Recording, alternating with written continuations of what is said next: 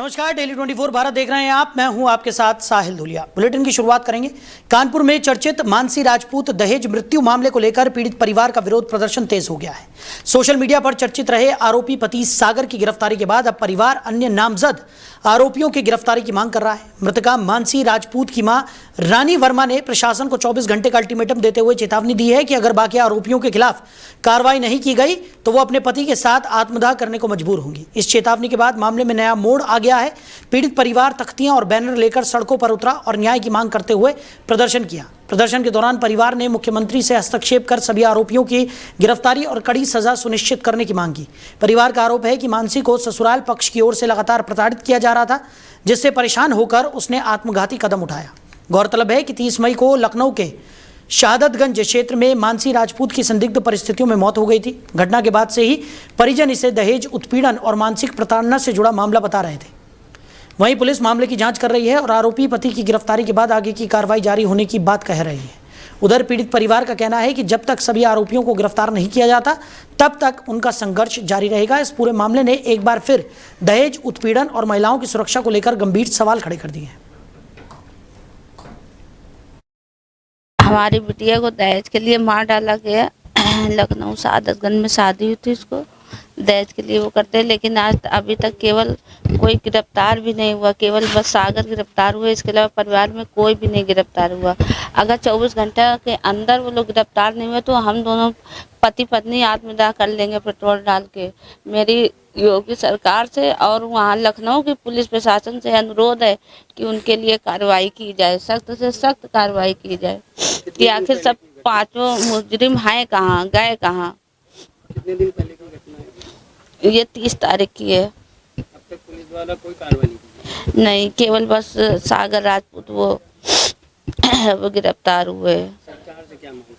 बस सरकार से मेरा यही अनुरोध है कि उन लोगों की गिरफ्तारी 24 घंटे के अंदर हो, नहीं तो हम लोग दोनों लोग आत्मदाह कर लेंगे। वहीं उत्तर प्रदेश के मुख्यमंत्री योगी आदित्यनाथ एक दिवसीय दौरे पर गोंडा पहुंचने वाले हैं। मुख्यमंत्री के प्रस्तावित कार्यक्रम को लेकर जिला प्रशासन पूरी तरह अलर्ट मोड पर है और तैयारियों को अंतिम रूप दिया जा रहा है। जानकारी के अनुसार मुख्यमंत्री का हेलीकॉप्टर कर्नलगंज विधानसभा क्षेत्र के चकरौत में सुबह करीब 9:55 पर उतरने का कार्यक्रम है। मुख्यमंत्री के आगमन को लेकर पूरे क्षेत्र में उत्साह का माहौल है और स्थानीय लोगों के साथ साथ भाजपा कार्यकर्ता भी तैयारियों में जुटे हुए हैं। माना जा रहा है कि मुख्यमंत्री अपने इस दौरे के दौरान क्षेत्र को कई विकास परियोजनाओं की सौगात दे सकते हैं। यही वजह है कि लोगों की निगाहें इस दौरे पर टिकी हुई हैं। कार्यक्रम स्थल पर सुरक्षा व्यवस्था को लेकर विशेष इंतजाम किए गए हैं। डीआईजी समेत जिले के तमाम वरिष्ठ अधिकारी लगातार कार्यक्रम स्थल का निरीक्षण कर रहे हैं और व्यवस्थाओं का जायजा ले रहे हैं। यातायात सुरक्षा, पार्किंग और जनसभा स्थल से जुड़ी तैयारियों को लेकर प्रशासनिक अधिकारियों को आवश्यक दिशा निर्देश भी दिए जा चुके हैं।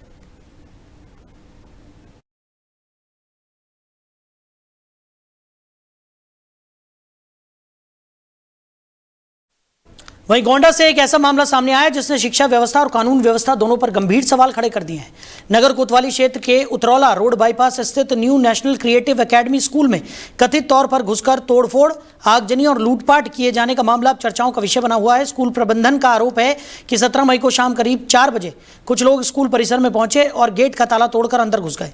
आरोप है कि स्कूल के बैनर और पोस्टर फाड़ दिए गए, बच्चों की किताबों और महत्वपूर्ण दस्तावेजों को आग के हवाले कर दिया गया, साथ ही फर्नीचर को बाहर फेंक दिया गया। स्कूल प्रबंधन का दावा है कि इस घटना में लाखों रुपए का नुकसान हुआ है।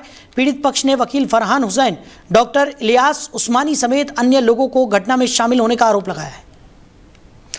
वहीं संभल में सरकारी जमीनों को अतिक्रमण मुक्त कराने के लिए चलाए जा रहे अभियान के तहत प्रशासन ने बड़ी कार्रवाई की है। गुन्नौर तहसील क्षेत्र के बबराला थाना अंतर्गत बागहू गांव में स्थित कथित अवैध दरगाह पर बुलडोजर चलाकर उसे ध्वस्त कर दिया गया। प्रशासन के अनुसार खेरे वाले चमन शाह बाबा के नाम से बनी यह दरगाह करीब 5 वर्ष पहले सरकारी भूमि पर बनाई गई थी। राजस्व अभिलेखों की जांच और भूमि सत्यापन के बाद इसे अवैध कब्जा मानते हुए कार्रवाई की गई। प्रशासनिक कार्रवाई को देखते हुए पूरे इलाके को पुलिस छावनी में तब्दील कर दिया गया था। किसी भी अप्रिय स्थिति से निपटने के लिए भारी पुलिस बल, महिला पुलिसकर्मी और प्रशासनिक अधिकारियों की तैनाती की गई थी। मौके पर जिलाधिकारी अंकित खंडेलवाल, पुलिस अधीक्षक कृष्ण कुमार बिश्नोई, एसडीएम गुन्नौर, तहसीलदार समेत राजस्व विभाग की टीम मौजूद रही। तो प्रशासन ने बुलडोजर की मदद से पूरे निर्माण को हटाकर जमीन को कब्जा मुक्त करा लिया। जिलाधिकारी ने बताया कि जनपद में लैंड बैंक तैयार करके, आपको बता दें कि सरकारी भूमि को अतिक्रमण मुक्त कराने का अभियान लगातार चलाया जा रहा है।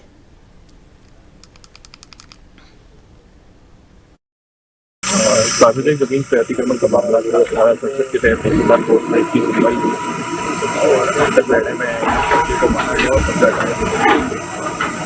उसके विरुद्ध जिलाधिकारी कोर्ट में अपील की दायर की गई, जिसमें भी सुनवाई का अवसर देते हुए साक्ष्य मांगे गए। ये स्पष्ट होता हो कि कब्जा नहीं। एक चीज और यहाँ पर महसूस है कि जो नदी है, वर्मा नदी है, यहाँ से कभी बाहर तक उसका कैचमेंट एरिया भी है। उच्चतम न्यायालय, माननीय उच्च न्यायालय के बीच स्पष्ट नहीं है कि इस प्रकार की कई जगहों से अगर कब्जा हटाया जाए तो अपने मूल स्वरूप पर इसी क्रम में कब्जा करने का लिए कौन सी जगह है और अब तक जिले में कितने अवैध जो है निर्माण स्थल है? बाधों ग्राम पंचायत में खड़े हुए नदी का। वहीं कन्नौज में एक दर्दनाक हादसे में ट्रेन की चपेट में आने से एक युवक की मौत हो गई। घटना की सूचना मिलते ही इलाके में हड़कंप मच गया और मौके पर स्थानीय लोगों की भीड़ जुट गई। जानकारी के अनुसार फर्रुखाबाद से लखनऊ की ओर जा रही ट्रेन की चपेट में आने से युवक की मौके पर ही मौत हो गई। हादसा गुरसहायगंज कोतवाली क्षेत्र में खुदलापुर रेलवे स्टेशन के निकट पूर्वी रेलवे क्रॉसिंग और जेल क्रॉसिंग के पास हुआ। घटना की सूचना मिलते ही रेलवे और स्थानीय पुलिस मौके पर पहुंच गई और शव को कब्जे में लेकर जांच शुरू कर दी। प्रारंभिक जांच के दौरान मृतक के पास से मिले मोबाइल फोन के आधार पर उसकी पहचान की गई। पुलिस के मुताबिक मृतक की पहचान 36 वर्षीय अनिरुद्ध के रूप में हुई है, जो घासीपुरवा गाँव का निवासी बताया जा रहा है। घटना कैसे हुई इसे लेकर पुलिस विभिन्न पहलुओं पर जाँच कर रही है। वहीं विश्व पर्यावरण दिवस के अवसर पर कानपुर में भारतीय जनता पार्टी की ओर से विशेष वृक्षारोपण कार्यक्रम का आयोजन किया गया। एक पेड़ मां के नाम अभियान के तहत बड़ी संख्या में पौधे लगाए गए और पर्यावरण संरक्षण का संदेश दिया गया। यह कार्यक्रम मुख्यमंत्री योगी आदित्यनाथ के जन्मदिन और केंद्र में प्रधानमंत्री नरेंद्र मोदी के नेतृत्व वाली सरकार के सफल 12 वर्ष पूर्ण होने के उपलक्ष्य में आयोजित किया गया। कानपुर के किदवई नगर क्षेत्र के वार्ड संख्या 36 स्थित ग्रीन बेल्ट में आयोजित इस कार्यक्रम में जनप्रतिनिधियों, पार्टी पदाधिकारियों और कार्यकर्ताओं ने बढ़ चढ़कर हिस्सा लिया। कार्यक्रम में उत्तर प्रदेश सरकार के मंत्री एवं कानपुर के प्रभारी मंत्री योगेंद्र उपाध्याय मुख्य अतिथि के रूप में मौजूद रहे। उनके साथ सांसद रमेश अवस्थी, महापौर प्रमिला पांडे, विधायक महेश त्रिवेदी, विधायक सुरेंद्र मैथानी, पूर्व सांसद अनिल शुक्ल वारसी सहित कई वरिष्ठ भाजपा नेता और कार्यकर्ता उपस्थित रहे। देखिए, आज योगी जी का जन्म दिवस भी है और माननीय मोदी जी के 12 वर्ष पूर्ण होने के लिए एक अभियान का शुरुआत की है। उस अभियान की शुरुआत पर्यावरण शुद्ध हो, पर्यावरण अच्छा हो, इस दृष्टि से माननीय योगी जी ने की है। आज वृक्षारोपण दिवस भी है, पर्यावरण दिवस भी है, तो पूरे महीने पर्यावरण की दृष्टि से एक अभियान चलेगा। उसमें आज यहाँ किदवई नगर में, कानपुर में वृक्षारोपण का कार्यक्रम हुआ है और मैं आपके माध्यम से आम जनता से भी अपील करना चाहूंगा कि खुद भी वृक्षारोपण करें और जहां भी वृक्ष का रोपण हो वहां उनकी सुरक्षा भी करें, जिससे कि आने वाली नस्लों को हम शुद्ध शहर और शुद्ध देश दे सकें। वहीं उत्तर प्रदेश में बिजली संकट, अघोषित कटौती और बिजली हुई बढ़ती दरों को लेकर आम आदमी पार्टी ने राज्य सरकार के खिलाफ मोर्चा खोल दिया है। पार्टी नेताओं और कार्यकर्ताओं ने राज्यपाल को संबोधित ज्ञापन सौंपते हुए प्रदेश की विद्युत व्यवस्था पर गंभीर सवाल उठाए हैं। आम आदमी पार्टी का आरोप है कि भीषण गर्मी के दौर में प्रदेश के कई जिलों में घंटों नहीं बल्कि कई स्थानों पर 22 से 48 घंटे तक बिजली आपूर्ति बाधित रहने की शिकायतें सामने आ रही हैं। पार्टी का कहना है कि राजधानी लखनऊ समेत प्रदेश के विभिन्न हिस्सों में आम जनता, किसान, व्यापारी, छात्र और कर्मचारी बिजली संकट से जूझ रहे हैं। ज्ञापन में यह भी आरोप लगाया गया कि प्रदेश की जनता देश की सबसे महंगी बिजली दरों में से एक का भुगतान कर रही है, लेकिन इसके बावजूद उन्हें निर्बाध और गुणवत्तापूर्ण बिजली नहीं मिल रही है। पार्टी नेताओं ने स्मार्ट मीटरों में आ रही कथित गड़बड़ियों और बढ़े हुए बिजली बिलों का मुद्दा भी उठाया। प्रदर्शन के दौरान नेताओं ने बाराबंकी की उस दर्दनाक घटना का जिक्र किया जिसमें बिजली न होने के कारण सड़क किनारे सो रहे एक ही परिवार के 4 लोगों की मौत हो गई थी। आम आदमी पार्टी ने सरकार पर जनता के बुनियादी मुद्दों की अनदेखी करने का आरोप लगाते हुए बिजली आपूर्ति में सुधार, अघोषित कटौती पर रोक, स्मार्ट मीटर से जुड़ी शिकायतों के समाधान और बिजली दरों में राहत की मांग की है। पूरे उत्तर प्रदेश में अघोषित बिजली कटौती पर तत्काल प्रभाव से रोक लगाई जाए। भीषण गर्मी के दौरान सभी जिलों में निर्बाध एवं पर्याप्त बिजली आपूर्ति सुनिश्चित की जाए। प्रदेश की बढ़ती मांग के अनुरूप बिजली उत्पादन क्षमता बढ़ाने हेतु ठोस एवं समयबद्ध कार्य योजना लागू की जाए। स्मार्ट मीटर और फर्जी बिलिंग से संबंधित सभी शिकायतों की उच्च स्तरीय एवं निष्पक्ष जांच कराई जाए और निष्पादन कराया जाए। बिजली दरों में किसी भी प्रकार की वृद्धि पर तत्काल रोक लगाई जाए। बिजली उपभोक्ताओं के हितों की रक्षा के लिए प्रभावी शिकायत निवारण तंत्र स्थापित किए जाएं। बाराबंकी घटना की उच्च स्तरीय जांच कराकर पीड़ित परिवार को उचित मुआवजा और न्याय दिलाया जाए।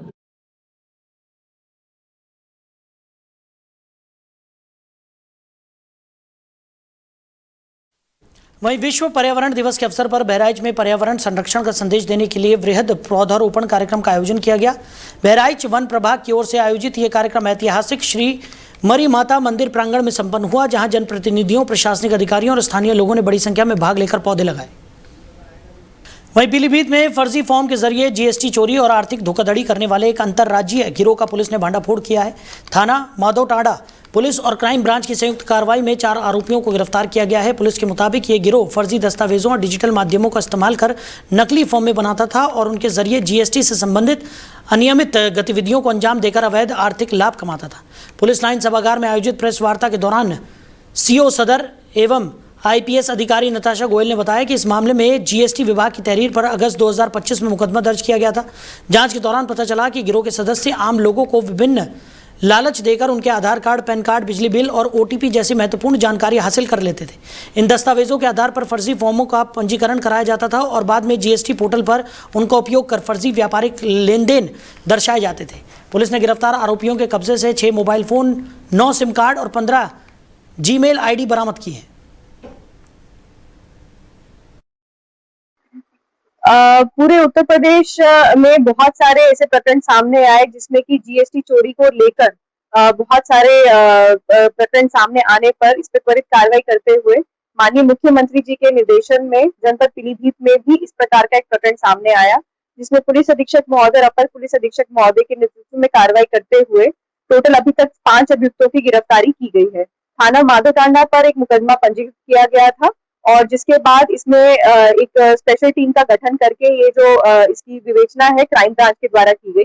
इसमें जांच के दौरान ये सामने आया कि एक गिरोह है जो लोगों से ऑनलाइन सोशल मीडिया पर विभिन्न विज्ञापन देकर उनके दस्तावेज इकट्ठा करता है, जैसे कि आधार कार्ड, पैन कार्ड और ओटीपी। और ये दस्तावेजों का इस्तेमाल करने के साथ साथ ये लोग फर्जी डॉक्यूमेंट्स बनवाते हैं, जिसमें बिजली का बिल हो गया या फिर आपका रेंट एग्रीमेंट हो गया, जहाँ पे ये फर्म खुलवाने का दावा करते हैं।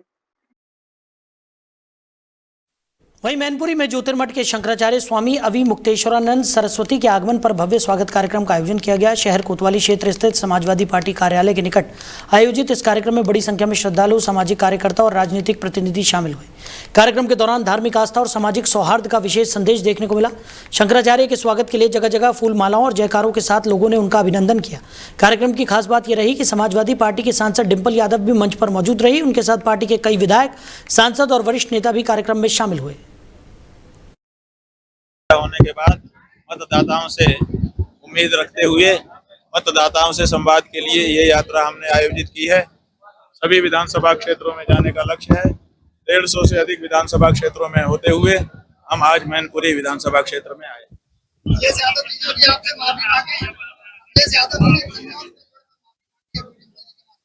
हाँ जी, अभी अखिलेश जी ने सवेरे एक व्यक्ति को हमारे पास मोहम्मदाबाद में भेजा था। जब हम वहाँ थे, उन्होंने कहा अखिलेश जी को बहुत दुख हो रहा है कि उनके चुनाव क्षेत्र में आप आए और वहाँ पर आपका अपमान हुआ, आपको सड़क पर सोना पड़ा। उनको जानकारी नहीं थी इस बात की, नहीं तो वो व्यवस्था करते। हमने कहा हमें कोई इसमें बाधा नहीं है, हमने उनको कोई सूचना नहीं करी थी। अभी उनकी पत्नी डिम्पल यादव जी आई थी, उन्होंने कहा कि हमारे पास भी उन्होंने संदेश भेजा है और आपसे कहा है कि इसके लिए हमको क्षमा करें। जब उन्होंने कोई गलती ही नहीं की तो उनको क्या क्षमा है। फिर भी संवेदनशीलता दिखाते हुए उन्होंने जो ये प्रयास किया, इससे हमको अच्छा लगा। हम उनको आशीर्वाद दें। जन्मदिन है, आप क्या कहेंगे आप?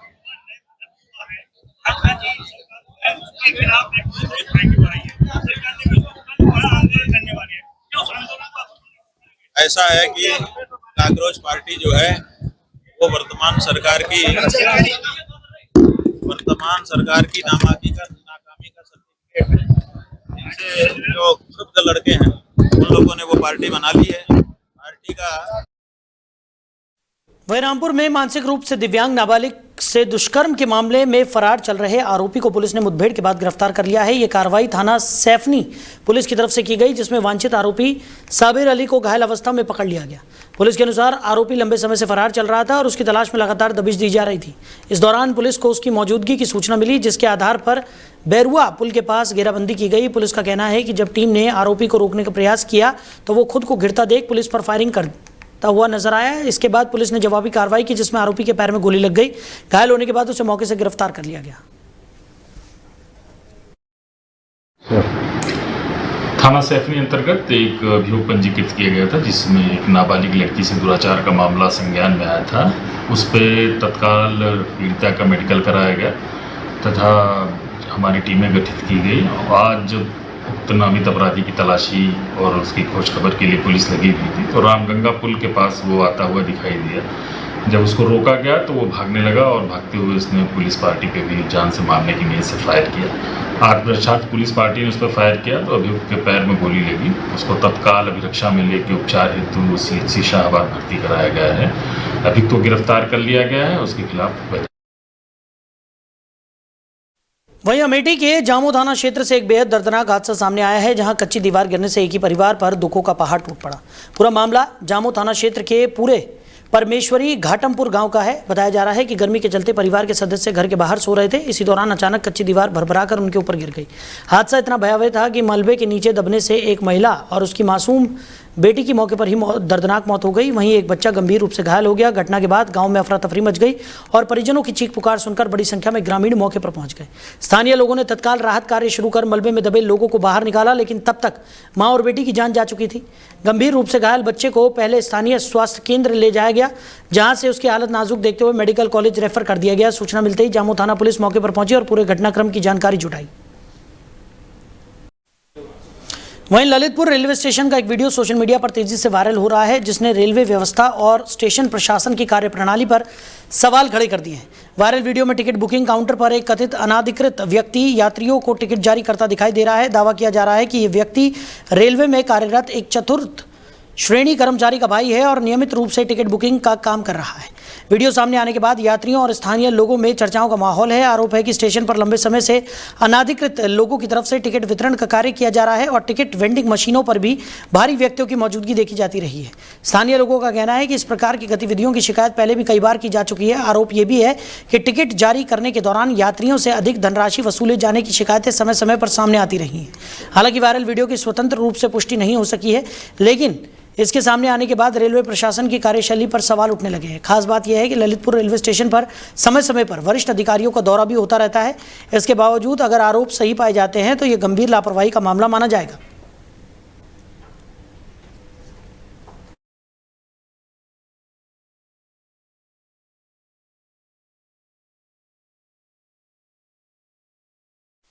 वहीं गोरखपुर से रिश्तों को झंझोर कर रख देने वाली एक बेहद दर्दनाक घटना सामने आई है।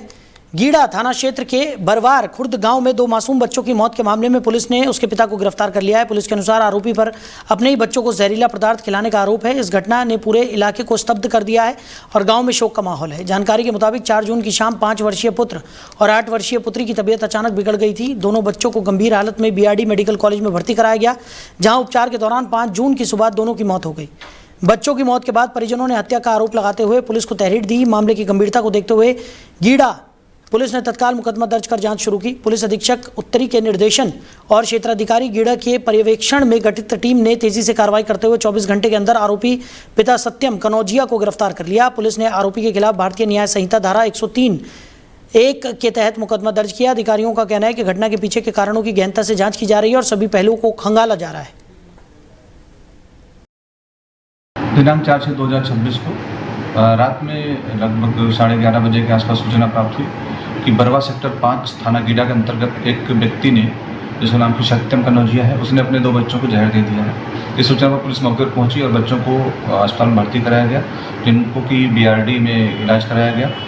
आज सुबह उन दोनों बच्चों की दुखद मृत्यु हो गई है। इस संबंध में जो मृतक है उनके बाबा की तरफ से एक तहरीर प्राप्त हुई है। तहरीर प्राप्त होने के बाद सुसंगत धाराओं में अभियोग पंजीकृत कर लिया गया है। आरोपी व्यक्ति को हिरासत में ले लिया गया है। अन्य विधिक कार्रवाई प्रचलित है। सर हम लोग आए थे तो बंद किया था अंदर से, ये बंद था, पर्दा सब सही किया था। हाँ कुछ दिखाई नहीं दे रहा था जी।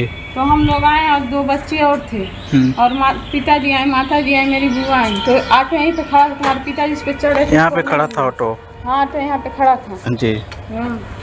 फिर तब बहुत टाइम के बाद नहीं खोला, तब 2 बच्चे अंदर गए, तब चाबी होगी किसी तरह से दिया, तब गेट और खुला था। पहले तो बच्चे को लाए थे, वहाँ पे बच्चे लोग को बैठाए थे वहाँ पे। दिनांक 4/6/2026 को